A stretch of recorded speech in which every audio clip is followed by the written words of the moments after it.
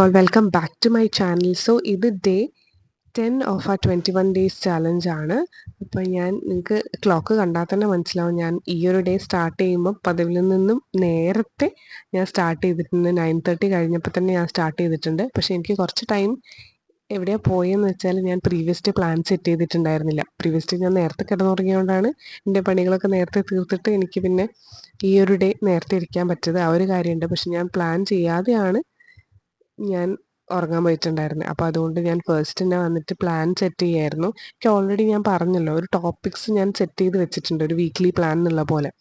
അപ്പോൾ അതൊന്ന് സെലക്ട് ചെയ്ത് എഴുതുന്നതുകൊണ്ട് എനിക്ക് വലിയ ബുദ്ധിമുട്ടില്ലാതെ ചെയ്യാൻ പറ്റും. പിന്നെ ഓൾമോസ്റ്റ് എല്ലാ ഡേയ്സും ഇത്രയും വീക്സിൽ ഞാൻ പ്ലാൻ ചെയ്ത് ഓൾമോസ്റ്റ് സിമിലർ ആയിട്ടാണ്. പിന്നെ ആസ് യൂഷ്വൽ എക്കണോമിക്സ്, കോൺസ്റ്റിറ്റ്യൂഷൻ, അതുപോലെ തന്നെ മലയാളം, ഇംഗ്ലീഷും, PYQ, പിന്നെ മാത്സും, പിന്നെ ന്യൂസ് പേപ്പർ CA, അതുപോലെ തന്നെ ഞാൻ എപ്പോഴും പറയുന്ന പോലെ തന്നെ PYQ. ഇത്രയും കാര്യങ്ങളാണ് ഞാൻ എൻ്റെ സ്റ്റഡീസിൽ ഇൻക്ലൂഡ് ചെയ്തിട്ടുണ്ടായിരുന്നത്. ഇങ്ങനെയൊക്കെയായിരുന്നു ഞാൻ പഠിച്ചിട്ടുണ്ടായിരുന്നത്. നിങ്ങളുടെ 10th ഡേ എങ്ങനെയാണ് പോയിട്ടുണ്ടായിരുന്നത്, നിങ്ങളുടെ ടാർഗറ്റ് നിങ്ങൾക്ക് മീറ്റ് ചെയ്യാൻ പറ്റുമോ എന്നൊക്കെ ഉള്ളത് ഡെഫിനറ്റ്ലി കമൻറ്റ് ചെയ്യാം കേട്ടോ, കമൻറ്റ് ബോക്സിൽ. യെസ്. സോ ഇന്നത്തെ വീഡിയോയിലൂടെ ഞാൻ കമ്മ്യൂണിക്കേറ്റ് ചെയ്യാൻ ഉദ്ദേശിക്കുന്നത് പ്ലാനിങ്ങിൻ്റെ ബെനിഫിറ്റ്സിനെ കുറിച്ചാണ്. അപ്പോൾ പ്ലാനിങ് എന്ന് പറയുന്ന സമയത്ത് നമുക്കറിയാം, ഏതൊരു എക്സാം നമ്മൾ പ്രിപ്പയർ ചെയ്യുമ്പോൾ ഫസ്റ്റ് നമ്മുടെ കയ്യിൽ ഉണ്ടാവേണ്ട ഒരു കാര്യം, ഈവൻ ഞാൻ പോലും പറഞ്ഞിട്ടുള്ള സിലബസ് വേണം എന്നാണ്. അപ്പോൾ സിലബസിലുള്ള കാര്യം എങ്ങനെ പഠിച്ചെടുക്കും അല്ലെങ്കിൽ എങ്ങനെ കവർ ചെയ്യും എന്നുള്ളതായിരിക്കും നമ്മുടെ മൈൻഡിൽ ഫസ്റ്റ് വരുന്നൊരു ക്വസ്റ്റ്യൻ തന്നെ.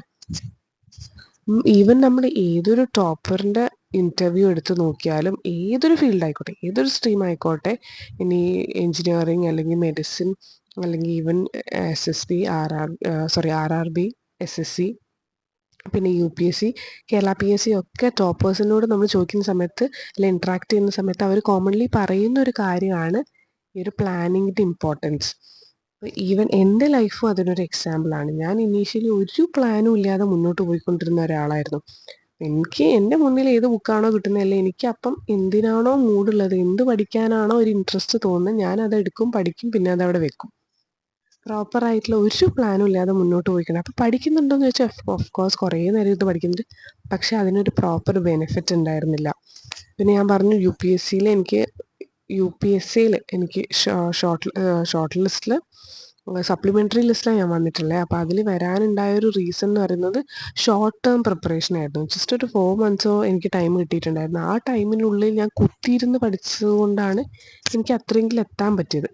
അപ്പോൾ ആ ഒരു ഷോർട്ട് ടേം പഠിത്തമല്ല ഇനി യൂസ്ഫുൾ ആയിട്ടുള്ളത്. ഇനിയെന്ന് പറയുന്നത് നമുക്കൊരു ലോങ് ടേമിലേക്ക് വേണ്ട പഠിത്തമാണ്. അപ്പം അങ്ങനെ പഠിക്കുന്ന സമയത്ത് നമ്മൾ ജസ്റ്റ് എന്തെങ്കിലുമൊക്കെ വായിച്ച് പോയി കുറേ ബൈ ഹാർട്ട് ചെയ്ത് പഠിച്ചിട്ട് കാര്യമില്ല. നമ്മൾ അണ്ടർസ്റ്റാൻഡ് ചെയ്ത് പഠിക്കണം, അതും പ്രോപ്പർ പ്ലാൻ ചെയ്ത് പഠിക്കണം, അലോങ് വിത്ത് ദ റിവിഷൻ. അപ്പം ഇതൊക്കെ ഉണ്ടെങ്കിൽ നമുക്ക് ലോങ് ടേമിലേക്ക് ഒരു ഇൻവെസ്റ്റ്മെൻ്റ് ആയിട്ട് നമ്മൾ പഠിക്കുന്ന കാര്യം ആക്കാൻ പറ്റുള്ളൂ. അല്ലെങ്കിൽ ആ ഒരു ടൈം കംപ്ലീറ്റ്ലി വേസ്റ്റ് ആണെന്ന് തന്നെ വേണമെങ്കിൽ പറയാൻ പറ്റും.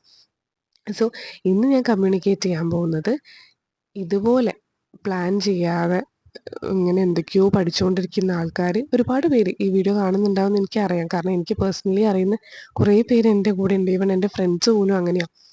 അപ്പം ഞാൻ അവർക്ക് പറഞ്ഞിട്ടുള്ളൊരു കാര്യം, അവർക്ക് വർക്കൗട്ട് ആയിട്ടുള്ളൊരു കാര്യമാണ് ഞാനിവിടെ ഷെയർ ചെയ്യാൻ പോകുന്നത്. അതായത് ഇതിൻ്റെ ബെനിഫിറ്റ്സ് അറിയുമ്പോൾ നിങ്ങൾ ഓട്ടോമാറ്റിക്കലി പ്ലാൻ ചെയ്യാത്ത ഒരാളാണെങ്കിൽ പ്ലാൻ ചെയ്യും തീർച്ചയായിട്ടും എന്നാണ് എൻ്റെ ഒരു വിശ്വാസം. അപ്പം നമുക്ക് ഡിലേ ചെയ്യാതെ കോണ്ടന്റിലേക്ക് പോവാം. ഫസ്റ്റ് കാര്യം എന്ന് പറയുന്നത് ക്ലിയർ ഡയറക്ഷനാണ്. അതായത് പ്രോപ്പർ ഒരു റൂട്ട് നിങ്ങൾക്ക് കിട്ടും. നിങ്ങളുടെ സിലബസ് എങ്ങനെ കവർ ചെയ്യണം, അതുപോലെ തന്നെ എപ്പോൾ കവർ ചെയ്യണം, ഏതൊരു ടൈം പീരീഡിൻ്റെ ഉള്ളിൽ കവർ ചെയ്യും എന്നുള്ളൊരു ക്ലിയർ ആയിട്ടുള്ളൊരു ഐഡിയ നമുക്ക് തന്നെ ഉണ്ടാക്കാൻ വേണ്ടിയിട്ട് അത് ഹെൽപ്പ് ചെയ്യുന്നതാണ്. നെക്സ്റ്റ് കാര്യം എന്ന് പറയുന്നതാണ് പ്രോപ്പർ ടൈം മാനേജ്മെൻറ്റ്. അതായത് നമ്മൾ ഓരോ സബ്ജക്റ്റിനും അതിൻ്റെ വെയിറ്റേജിനനുസരിച്ച് ടൈം അലോക്കേറ്റ് ചെയ്ത് പഠിക്കുന്ന സമയത്ത് നമുക്ക് കുറച്ചും കൂടെ ക്ലാരിറ്റി ഉണ്ടാവുകയും ചെയ്യും. അതുപോലെ തന്നെ ടൈം പ്രോപ്പറായിട്ട് യൂട്ടിലൈസ് ചെയ്യാനും പറ്റും. അതുപോലെ വെയിറ്റേജ് നോക്കാതെ നമ്മൾ പഠിക്കുന്ന സമയത്ത് ചിലപ്പോൾ അത് ഭയങ്കര ടഫായിട്ടുള്ളൊരു ഏരിയ ആയിരിക്കും, പക്ഷേ നമ്മൾ വെയിറ്റേജ് നോക്കുന്നില്ല, അതിനൊരു ജസ്റ്റ് ഒരു മാർക്കേ ഉള്ളൂ. ഫോർ എക്സാമ്പിൾ പറയുകയാണെങ്കിൽ ഹിസ്റ്ററി, ജോഗ്രഫി, അത് വാസ്റ്റ് ആയിട്ടുള്ളൊരു ഏരിയ ആണ്. അത് ഫുൾ പഠിച്ചാലും നമുക്ക് മാക്സിമം പോയാൽ 5 മാർക്ക്, അല്ലെങ്കിൽ എക്സാമിനനുസരിച്ചിരിക്കും. 10th ലെവൽ ഒക്കെ ആവുന്ന സമയത്ത് 10 മാർക്സ് അത്രയൊക്കെ കിട്ടുന്നുള്ളൂ. പക്ഷേ അതിനേക്കാളും കമ്പയർ ചെയ്യുമ്പം ചെറിയ ഏരിയ ആയിട്ടുള്ള കമ്പ്യൂട്ടറോ അല്ലെങ്കിൽ നമ്മൾ ഈവൻ കോൺസ്റ്റിറ്റ്യൂഷനൊക്കെ പഠിക്കുമ്പോൾ കോൺസ്റ്റിറ്റ്യൂഷനിലുണ്ട് കോണ്ടന്റ് ഇല്ല എന്നല്ല, പക്ഷെ അത് പഠിക്കുമ്പോൾ കുറച്ചുകൂടി ഫാക്ച്വലാണ്, നമുക്ക് മാർക്ക് സ്കോർ ചെയ്യാനുള്ള ചാൻസ് കൂടുതലാണ്. അപ്പോൾ ടൈം മാനേജ്മെൻറ്റിനും ഇത് നന്നായിട്ട് ഹെൽപ്പ് ചെയ്യുന്ന ഒരു കാര്യമാണ്. അടുത്ത മോസ്റ്റ് ഇമ്പോർട്ടൻറ്റ് കാര്യമാണ് ഡിസ്ട്രാക്ഷൻസ് അവോയ്ഡ് ചെയ്യാൻ വേണ്ടിയിട്ട് ഇത് നന്നായിട്ട് ഹെൽപ്പ് ചെയ്യും. അതായത് ഒരു ഫോക്കസ് നമുക്കുണ്ടാവും. നമുക്കൊരു ഫോക്കസ് ഉണ്ടാകുന്ന സമയത്ത് നമുക്കറിയാം, ഓ ഇന്ന് ഞാനിത് പഠിക്കണം. അതുകൊണ്ടാണ് ഞാൻ പറയുന്നത് എപ്പോഴും പ്രീവിയസ് ഡേ പ്ലാൻ ചെയ്ത് വെക്കാൻ. ഇനി ആ പറ്റിയില്ലെങ്കിൽ മോർണിംഗ് ചെയ്താലും മതി. പക്ഷേ ആ ഒരു പ്ലാനിങ് ഉണ്ടാകുമ്പോൾ നമുക്ക് മനസ്സിലാവും, ഓക്കെ ഇതാണ് ഞാൻ ഇന്ന് പഠിക്കേണ്ടത്. അല്ലാതെ ഡിസ്ട്രാക്ട് ചെയ്ത് അത് ആലോചിച്ച് വീഡിയോസോ ക്ലാസ്സസോ ഒക്കെ കണ്ടുപിടിച്ച് വരുമ്പോൾ എന്താണ് അവിടെ ഡിലേ വരും. അപ്പോൾ നമുക്ക് റൂട്ട് മാറിപ്പോകാനുള്ള ചാൻസ് ഉണ്ട്. അപ്പോൾ ഡിസ്ട്രാക്ഷൻസ് അവോയ്ഡ് ചെയ്യാനും ഫോക്കസ് കൂടുതൽ ഉണ്ടാക്കാനും അത് നന്നായിട്ട് ഹെൽപ്പ് ചെയ്യുന്നുണ്ട്.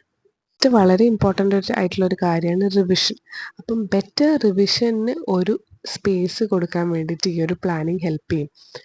അല്ലാത്ത പക്ഷം നമ്മൾ പ്ലാൻ ചെയ്യുന്നില്ലെങ്കിൽ നമ്മൾ കുറേ കാര്യങ്ങൾ പഠിക്കും, കൂടുതൽ കൂടുതൽ ഡെയിലി പഠിച്ചുകൊണ്ടിരിക്കുക ചെയ്യുന്നത്. റിവിഷൻ നമ്മൾ അധികം ഫോക്കസ് കൊടുക്കുമെന്ന് എനിക്ക് ഒട്ടും തോന്നുന്നില്ല.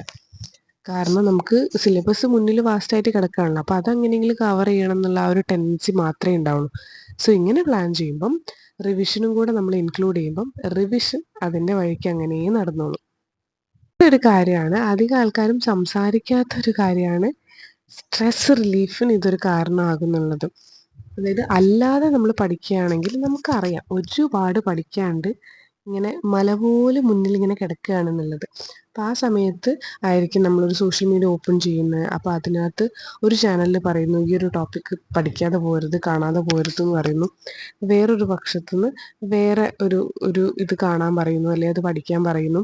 അപ്പം നമ്മൾ കുറച്ച് അത് കാണുമ്പോൾ നമുക്ക് തോന്നും ഇതാണ് ഇമ്പോർട്ടൻ്റ്, എന്നാൽ ഇത് പഠിക്കാൻ തോന്നും. അങ്ങനെ മാറി മാറി പഠിക്കുന്ന സമയത്ത് നമുക്ക് എന്താണ് നേരത്തെ പറഞ്ഞ പോലെ കാടടച്ച് പഠിക്കുക എന്നൊക്കെ പറയുമ്പോൾ നമുക്കത് ഭയങ്കര സ്ട്രെസ്ഫുള്ളാണ്.